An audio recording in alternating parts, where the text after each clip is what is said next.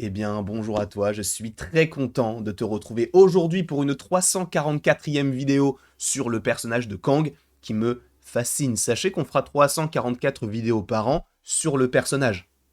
Juste pour te prévenir, comme ça, tu ne seras pas surpris si jamais tu vois d'autres vidéos sur Kang qui pop, et en plus de cela, dans moins d'un mois maintenant, puisqu'il sort le 15 février 2023, nous avons le film Ant-Man et la guêpe Quantumania, dans lequel nous devrions avoir, même nous aurons plutôt, le personnage de Kang interprété par Jonathan Majors, et en plus de cela, nous avons la saison 2 de Loki, une petite news, entre guillemets, une petite chose, une petite rumeur, sera tout à l'heure disponible en shorts aux alentours de je ne sais pas quelle heure. Mais en tout cas, sache, avant de commencer cette vidéo, petit disclaimer, chaîne du Geek, 21h ce soir. C'est tout. Non mais c'est tout ce que j'ai à te dire. C'est tout ce que j'ai à te dire. Va sur la chaîne du Geek à 21h. Il y a peut-être un 100% Marvel pour fêter les 2 ans et vous remercier également d'avoir été présent, peut-être pas forcément toutes ces années, mais en tout cas d'avoir été présent à un moment donné dans votre vie et d'être présent actuellement. Donc ça va être très très sympa avec quelques petits invités. Je n'en dis pas plus, je vous laisse découvrir tout cela. Quoi qu'il en soit, tout de suite, nous allons parler en partie, bien sûr, de ce personnage de Kang. Regardez le charisme de la personne, d'accord? Le charisme est incommensurable.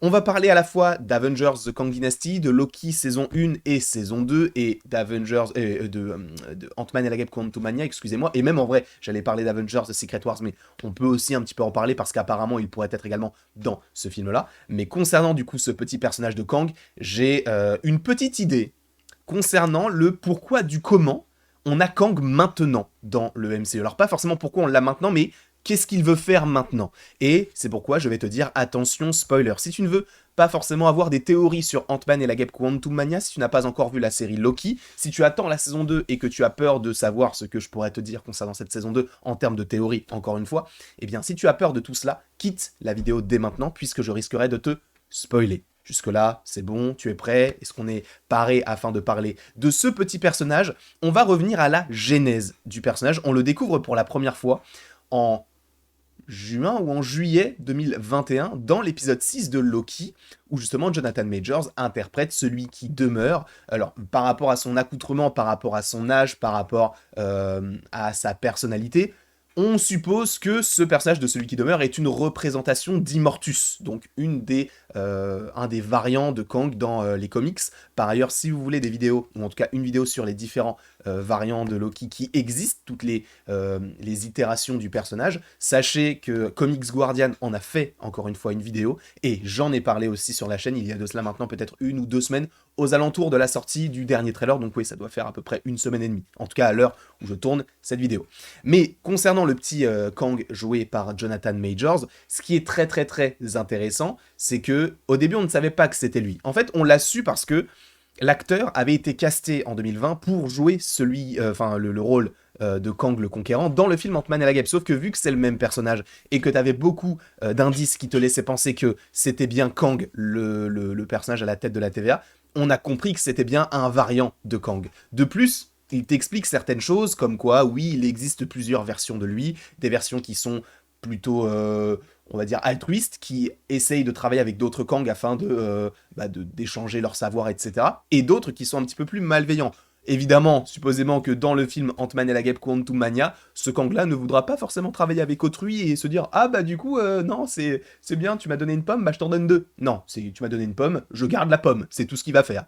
Mais du coup, ce qui est très intéressant, c'est que dans les propos de celui qui demeure à ce moment-là, en fait, il explique quelque chose de très intéressant. Il explique qu'en fait, il a été, entre guillemets, si j'ai bien compris, il a dû aller à la tête de la TVA pour un peu réparer les bêtises de ses différentes itérations, et après, il demande à Loki et à Sylvie, entre guillemets, de prendre sa place. Jusque-là, vous me suivez, c'est l'épisode 6 de Loki. Cependant, revenons au Kang de The Kang, d'Avengers, pas du tout. Attends, à chaque fois que je parle de Kang, en fait, j'imagine Avengers, pardon, The Kang Dynasty, alors qu'en fait, je veux dire Ant-Man et la guêpe Quantumania. Parlons d'Ant-Man et la guêpe Quantumania. Dans ce film, il est dans le monde quantique, on suppose qu'il essaye d'en sortir, et il va demander de l'aide à Ant-Man afin d'avoir ses connaissances, voilà. Ce qui est très intéressant, c'est que dans les deux cas, les deux personnages sont emprisonnés. Parce que, on est bien d'accord, ce que nous raconte celui qui demeure est un pur mensonge. Les gardiens du temps, on ne sait pas s'ils ont réellement existé. On sait que, du coup, Kang est, enfin en tout cas celui qui demeure, est coincé dans ce château et il a deux solutions possibles. Soit Loki et Sylvie prennent sa place et lui peut vaquer à ses occupations aussi puissant soit-il, soit Loki ou Sylvie le tuent. Et dans ces cas-là, celui qui prendra sa place deviendra, sera encore plus puissant, parce que du coup, plus personne ne sera là pour diriger le flux éternel temporel qui commence à se disloquer. Par ailleurs, ça pourrait être l'intrigue de Loki saison 2, et ça me semblerait logique par rapport à la fin de la saison 1. Mais donc, dans Loki saison 1, il dit qu'il est dans ce château, mais qu'il veut en sortir, mais il ne peut pas parce qu'il doit gérer le temps. Sauf que, évidemment, en sous-texte, on peut essayer de théoriser en disant qu'il a été enfermé par quelqu'un. Par qui? Je ne sais pas, mais il a sûrement été enfermé par quelqu'un. Est-ce qu'il a été enfermé par d'autres variants de lui-même? Est-ce qu'il a été enfermé par les gardiens du temps qui ont réellement existé? Parce que lorsque l'on découvre ce château d'Immortus, enfin en tout cas de celui qui demeure, on arrive à voir 4 statues et une qui a été détruite. Sachant qu'on peut supposer que les 3 autres sont les gardiens du temps que nous voyons en animatronique, entre guillemets, dans la série Loki, et que l'autre a été sa personne, et du coup quand il a été exilé dans ce château, il s'est dit « je vais détruire cette statue ». C'est vrai que pour l'instant c'est très énigmatique concernant ceci, mais on en apprendra beaucoup plus, je suppose, dans la saison 2 de Loki, peut-être pas forcément dans Ant-Man et la Guêpe Quantumania, puisque ces deux personnages sont deux variations totalement différentes, puisque pour rappel, celui qui demeure finit par mourir dans la saison 1 de Loki. Mais tu comprends un petit peu ce que j'essaie de te faire comprendre, c'est que dans Loki saison 1, il est enfermé. Il nous fait croire que c'est de son plein gré et que là, il est fatigué, voilà. Sauf qu'en fait, c'est un plan pour sortir. D'accord? Qu'est-ce qu'on nous propose dans Ant-Man et la Guêpe Quantumania? Kang qui veut l'aide d'Ant-Man afin de sortir du monde quantique. Qui l'a enfermé là?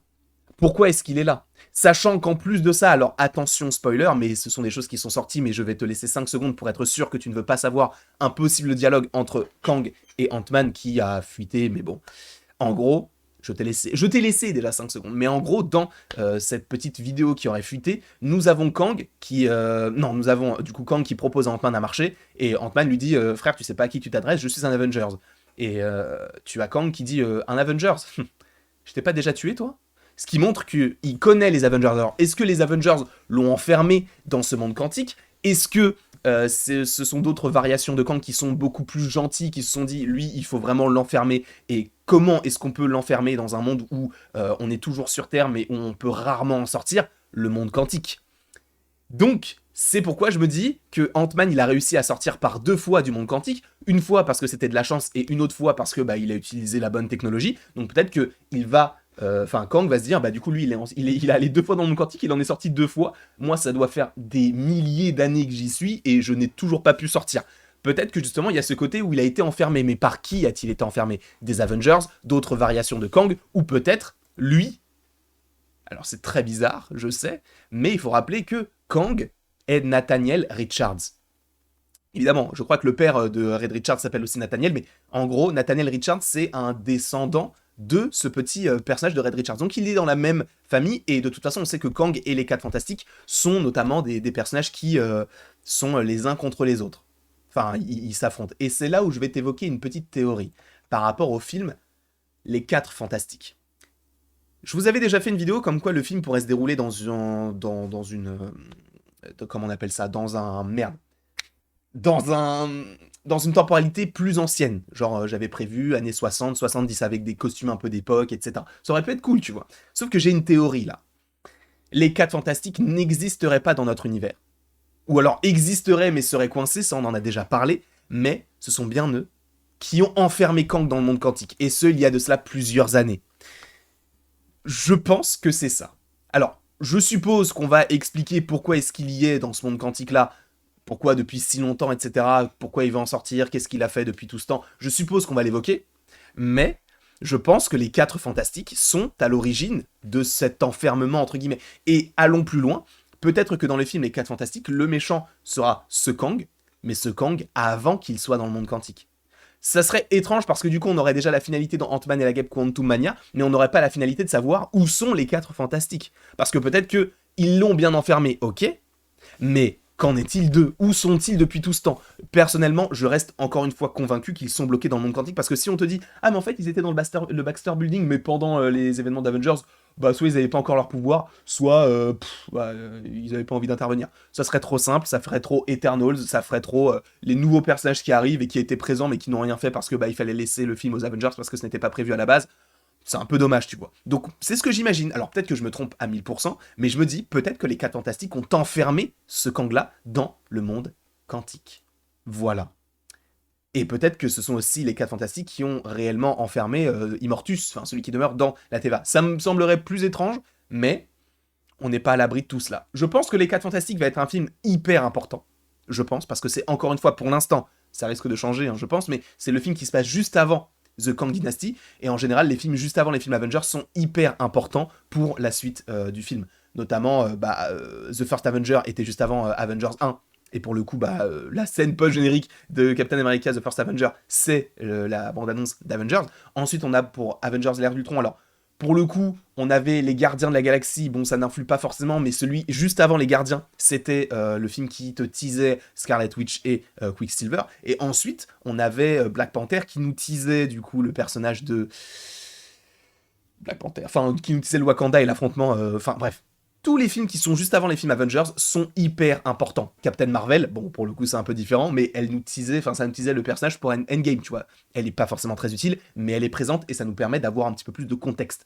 Donc, ce que j'estime, c'est que peut-être que ce film des 4 Fantastiques, sachant qu'il est prévu à ce moment-là, est le film qui va nous propulser juste après vers The Kang Dynasty, et peut-être que justement le méchant des 4 Fantastiques serait bien le personnage de Kang, une autre itération, ou peut-être celui qui est dans le film Ant-Man et la Guêpe Quantumania, qui serait possiblement plus jeune, et on comprendrait pourquoi est-ce qu'il est dans le monde quantique. C'est très étrange, c'est peut-être pas forcément c'est peut-être pas forcément la meilleure option, mais je trouve que ça pourrait être assez intéressant, donc n'hésitez pas à me mettre tout cela, bien évidemment, en commentaire votre avis sur est-ce que c'est possible ou non. N'hésitez évidemment pas à aimer, à partager, du coup à commenter et à vous abonner, cela me ferait bien évidemment extrêmement plaisir, et après tout ceci, il ne me reste plus qu'à vous dire à la prochaine, pour la prochaine. Je sais pas ce que t'en penses. Encore une fois, j'ai toujours pas de musique à la toute fin. Donc, je me suis dit que maintenant, ce serait assez intéressant quand je fais des vidéos Stream Deck de vous proposer un petit peu, voilà, une petite outro, parler, quoi. Ça va, toi? Non? Tu vas faire quoi ce week-end? Moi, j'ai 100% Marvel. À 21h, je le rappelle, encore une fois. Sur la chaîne du Geek. Je t'y attends. Sinon, bah, je vais rien faire.